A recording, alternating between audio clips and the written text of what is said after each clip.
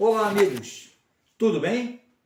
O iluminismo, ou filosofia das luzes, como alguns historiadores preferem chamar, ele teve origem na França, né? Surgiu mais ou menos em meados do século XVIII e entrou pelo século XIX, inspirando diversas revoluções de caráter liberal, dentro e fora da Europa.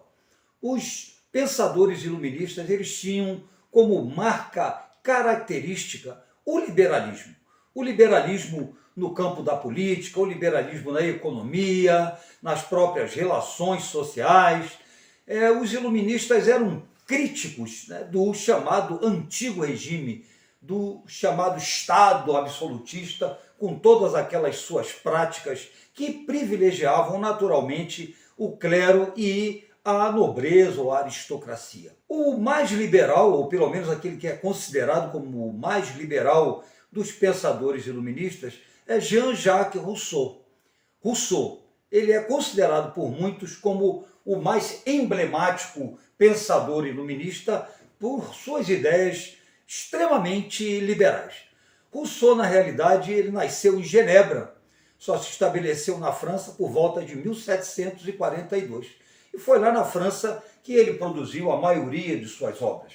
A mais famosa, seguramente, é do Contrato Social, e existe uma outra também bastante interessante, que é Discurso sobre a Origem da Desigualdade. Ora, quais eram as ideias basilares, né, de Rousseau? Primeiramente, a questão do contratualismo. Ele foi um dos muitos pensadores iluministas chamados de contratualistas. Como assim contratualistas? Eles entendiam que a relação que havia entre o povo e o Estado ou o governo era uma relação contratual, na qual o Estado, né, representado pelo governo, pelo soberano, no caso, naquela época, devia respeitar a chamada vontade geral do povo. Ou seja, ele deveria trabalhar para o bem comum, o bem da sociedade, e não apenas para um setor específico da sociedade. Ou seja, deveria tratar o conjunto da sociedade de forma igualitária. Tá? Isso a gente chama em política de promoção do bem comum. Nesse sentido, dá para perceber que Rousseau colocava, né, dentro dessa equação que constitui o Estado, ou seja, povo, governo e território, ele colocava o povo em primeiro lugar. Tá? Foi, de fato, um defensor da democracia e da igualdade jurídica. Né? A igualdade jurídica que não era uma realidade dentro do antigo regime. Tratava-se de uma sociedade estamental, né, na qual as pessoas eram juridicamente diferenciadas, ou seja, não tinham os mesmos direitos. Bastante interessante também, na obra do Rousseau, o elogio que ele fazia da vida natural. Né? Aí é que entra a famosa teoria ou mito do bom selvagem. Ele afirmava que o homem primitivo, ou o selvagem primitivo, vivia de forma muito mais livre, né, e muito mais feliz, segundo ele. Ele afirmava que, né, nessa época, na época em que viveram os nossos primitivos, né, os nossos antepassados mais distantes, não havia desigualdade social, simplesmente porque não havia propriedade privada.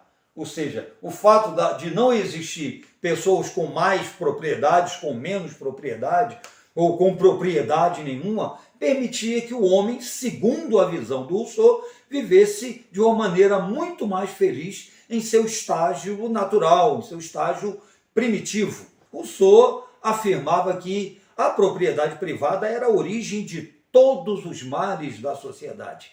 Né? Tudo estava ali. Segundo ele, no dia em que alguém, usando uma metáfora, né, cercou uma determinada área, uma determinada propriedade e disse: isso aqui é meu, né? E encontrou pessoas que estiveram dispostas a aceitar isso, ali teria começado tudo, porque, né, dali para frente a sociedade se tornou muito mais complexa, né? Surgiu então uma minoria exploradora e uma imensa maioria privada da propriedade privada, né, sendo explorada por essa minoria. Por suas ideias, Rousseau, inclusive, é considerado como uma espécie de precursor do socialismo. Naturalmente, pelas críticas que ele fazia à propriedade privada e ao Estado opressor, o Estado que não levava em conta a soberania popular. Tá? Foi um pensador burguês, um pensador pequeno burguês, a gente pode colocar assim,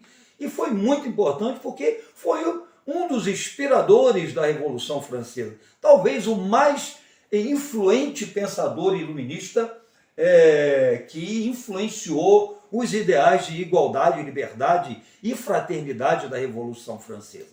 Existe um lado curioso, né, porque muitos biógrafos fazem muitas críticas à vida pessoal, né, de Rousseau. Tem uns episódios assim bastante polêmicos, né, mas isso aí vai ser tema para um outro vídeo nosso, talvez um avesso da história, não é verdade? Mas o importante é a gente lembrar disso aí. Entre os mais importantes pensadores iluministas, filósofos iluministas, sem dúvida alguma, Rousseau foi o mais liberal e um dos mais influentes.